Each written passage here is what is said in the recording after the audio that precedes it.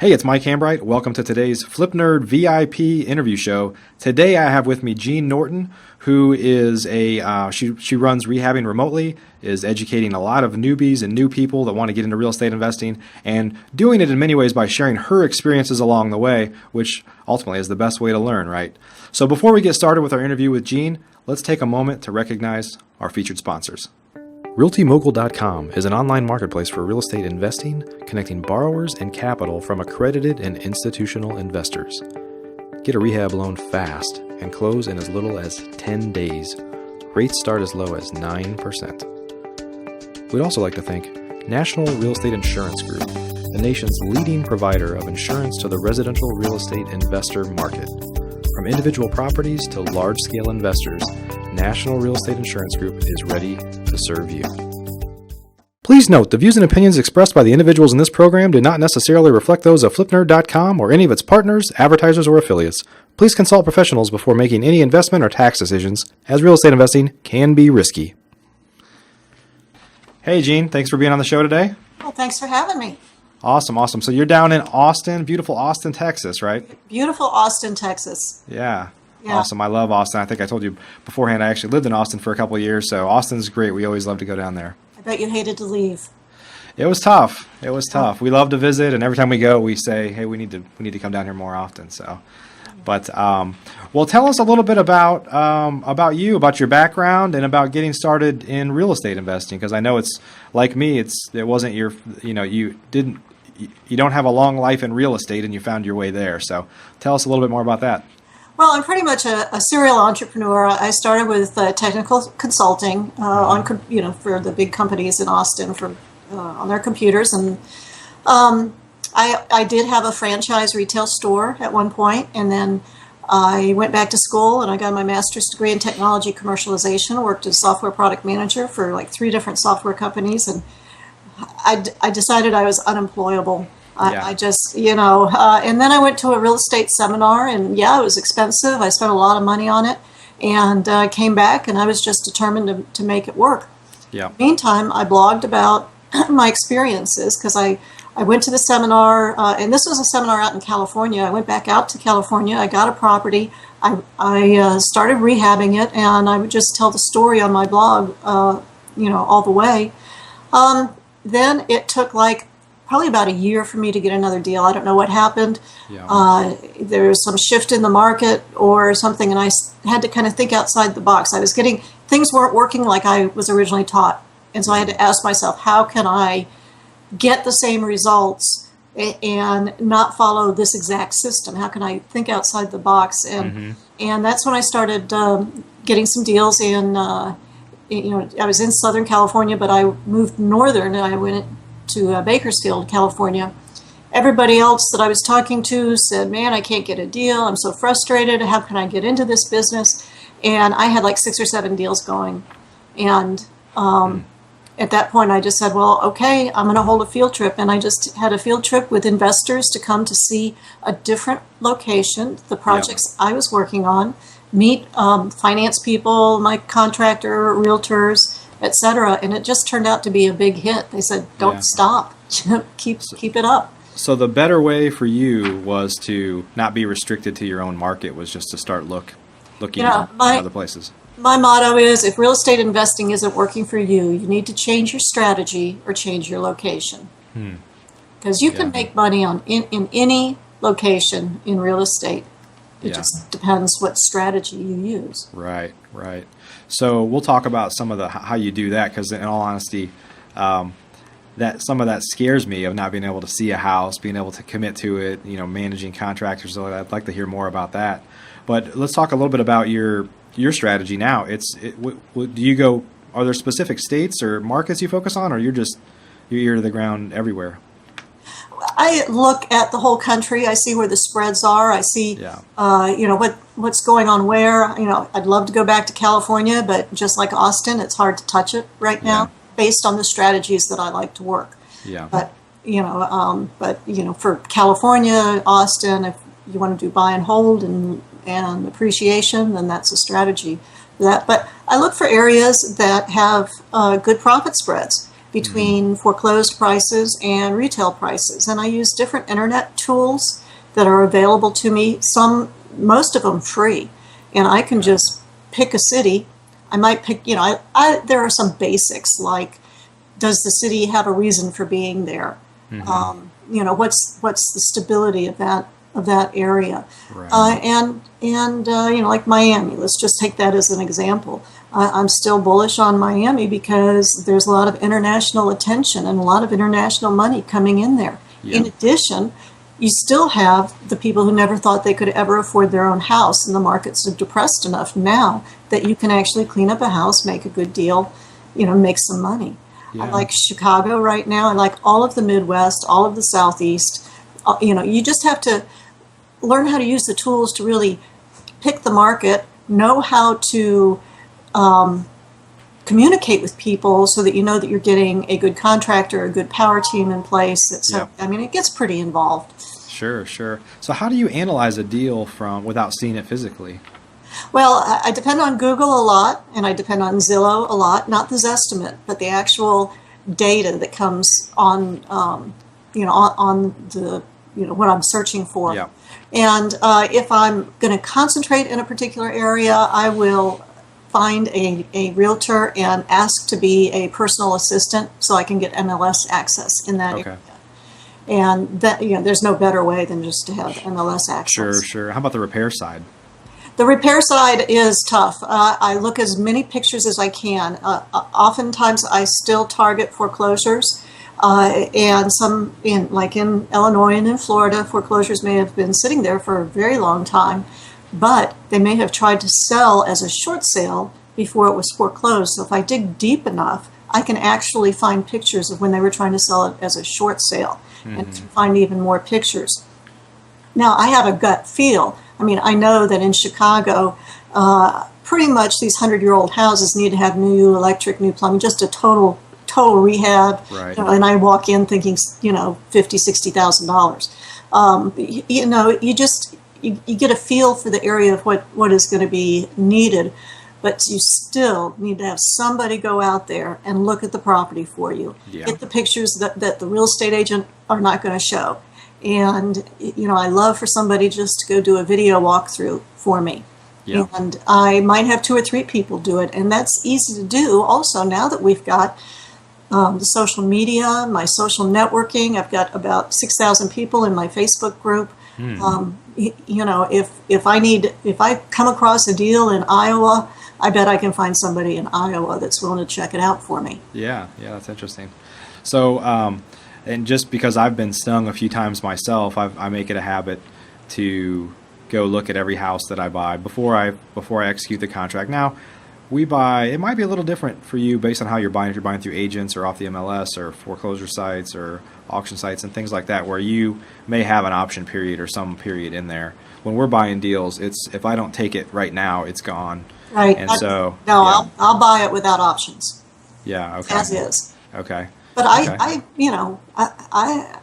I make sure my price is a good price. Yeah. I make sure that there's enough padding in there that if there's a mistake or I didn't think about something, I didn't see something, then there's enough money in the profit where I can maybe go, maybe have to fly out there to see what's going on. Yeah.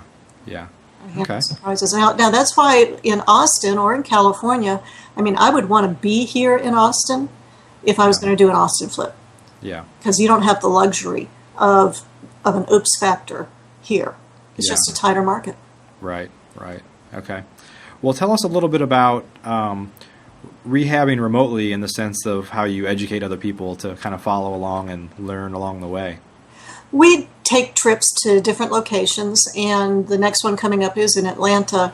And we look at specific things. For example, Chicago, there are different levels of rehab that are necessary based on the location. Yeah. Chicago, you have to rehab to the max. I don't care if it's in the slums, the south side of Chicago, they're expecting granite and stainless appliances. Yeah. In Bakersfield, I didn't hardly ever have to switch out the cabinets. Just paint them over, make them look nice, and just make it a clean, livable property. Yeah. And in Miami and Florida, same way. I don't have to bring it up to the super duper standards. Yeah. And we also talk about some of the gotchas, some of the things that will surprise you. For example, Atlanta. What are the biggest problems in Atlanta that we need to watch out for? What is most likely going to be an issue? Yeah. And that might be like termites. They might have termite problems. I know in Austin we've got foundation issues. Yeah. In San Diego, it was like cracked slabs were like the worst thing. So we talk about sinkholes in Tampa. Yeah. Yeah. So we talk about those types of things and explore exactly what's needed and what to expect. Yeah. Yeah. Now, with your experience as a new investor that just dove in a few years ago, and a lot of folks that I know that have done well in this business were failure just wasn't an option, or they had, you came from the corporate world, and I know it sounds like you were tired of that lifestyle, and my wife and I did, and we were too tired of that lifestyle. We wanted to take our destiny into our own hands.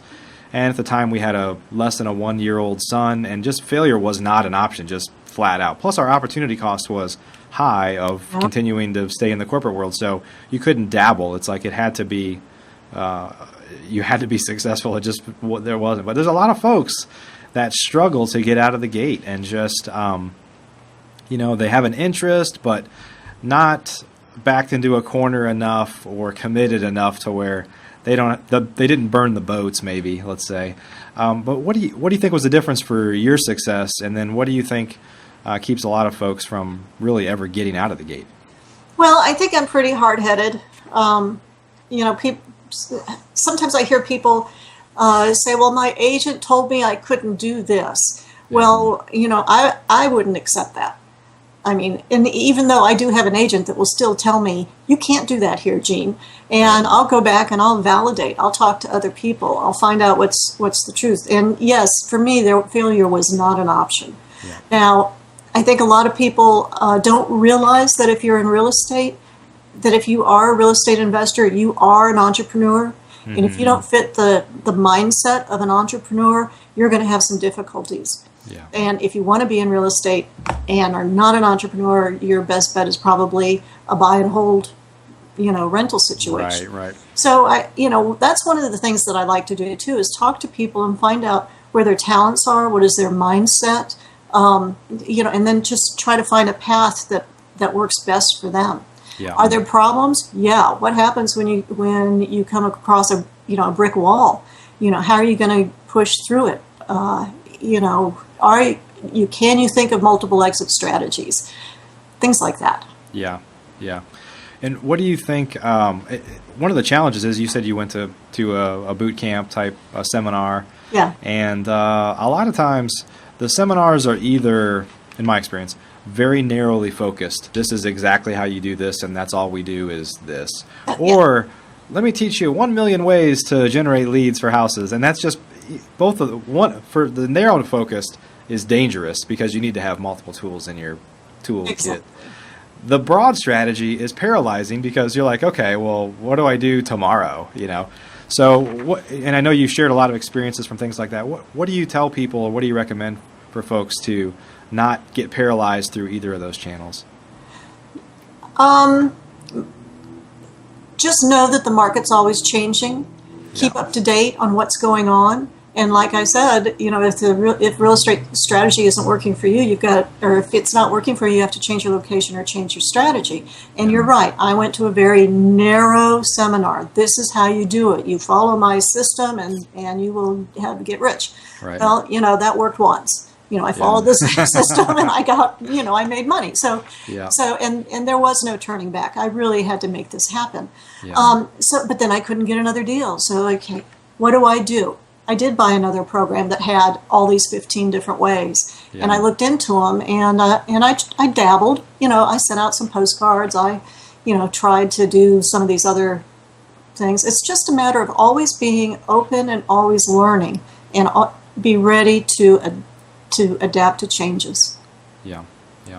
And through your program, do you offer any coaching yourself? I know you're teaching other people, but are you looking to do it in ways to where you find partners for deals or people to bring you leads, or coaching programs that you offer yourself, or maybe everything? Or tell me a little bit about. You know, I've been trying to come up or think about a coaching program, with a small group of people, and I just haven't gotten my act together yet. Yeah. But I am available to coach people if they want. There's a lot of people out there that are willing to help, and it's, I look at you and me and all the other people as we're all educators, and we are all we collaborate, we don't compete.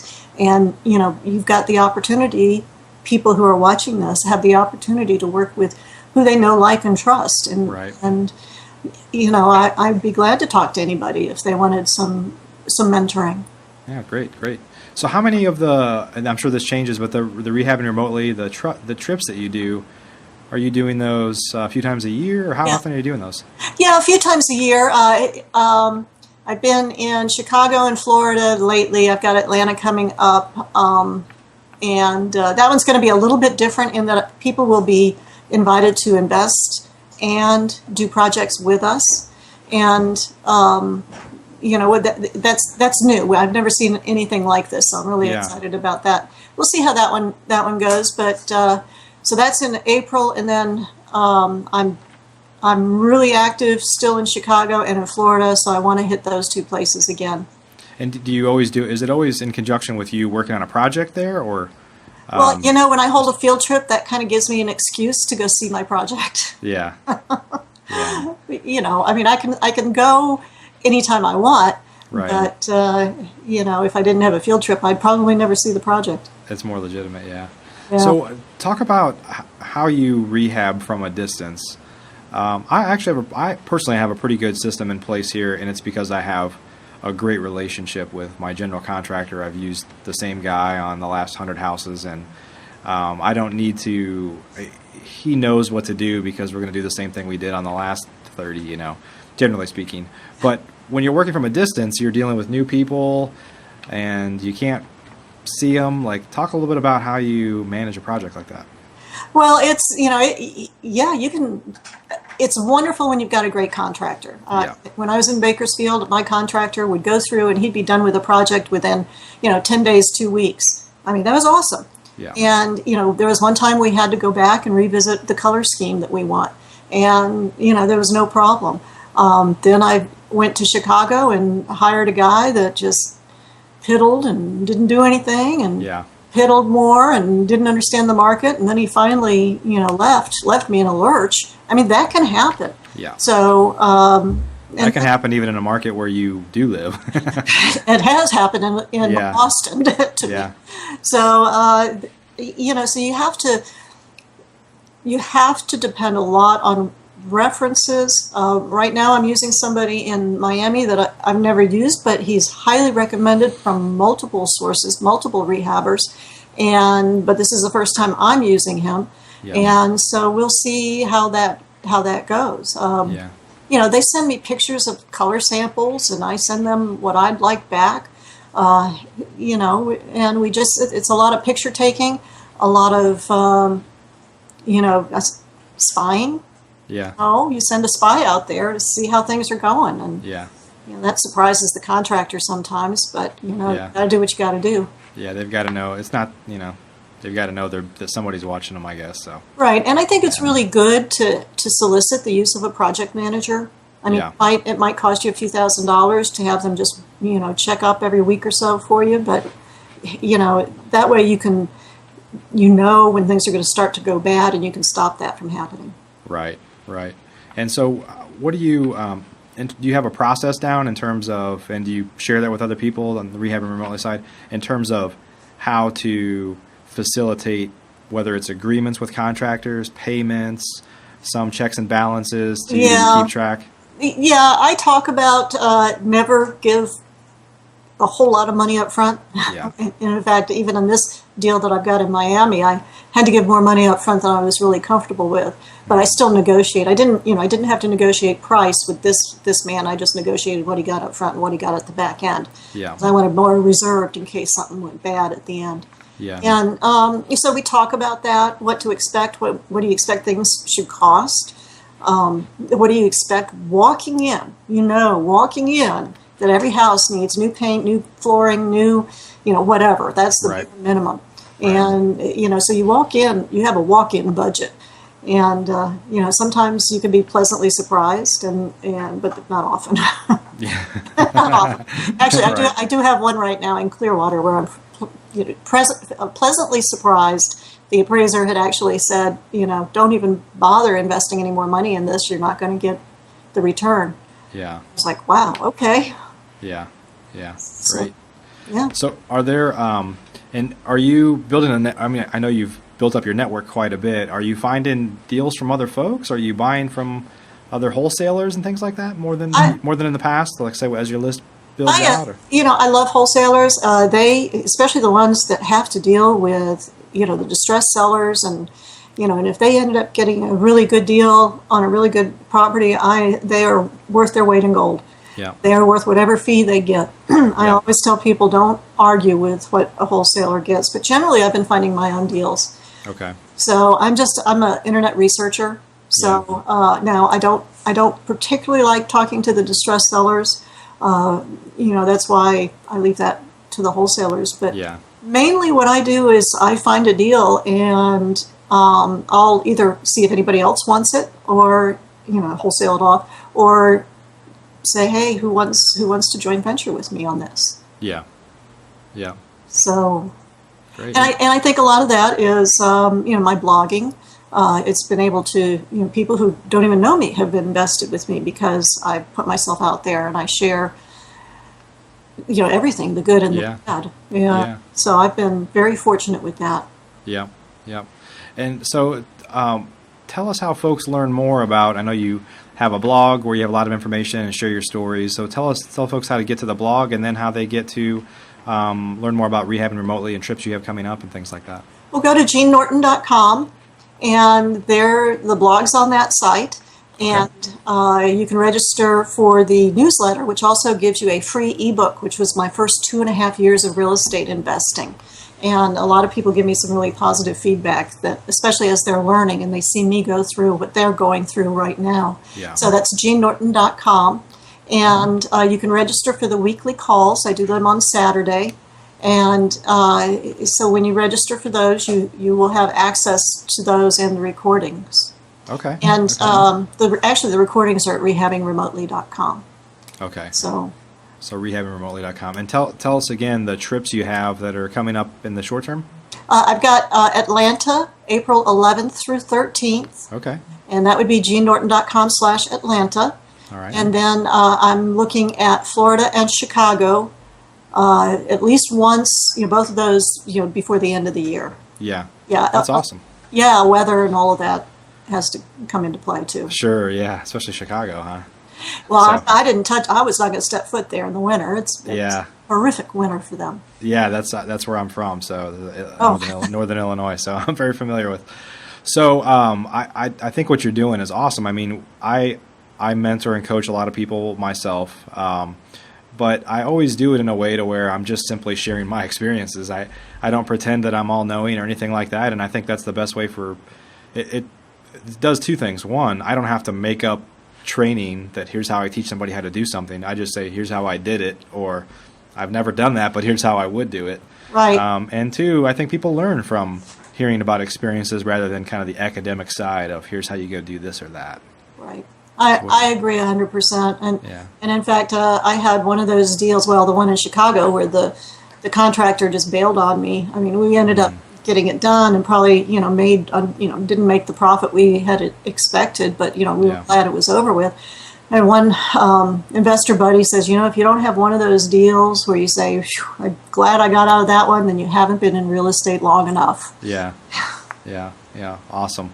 Well, Gene, thanks so much for your time and your insights today, and thanks for sharing all your experiences with the world, and hopefully we can help share them with a world that doesn't know you yet, and they can come learn more about you. All right. Well, thank you so much for having me. Great. Have a good day, and good luck on your upcoming trip in Atlanta. Thank you. All righty. Bye-bye.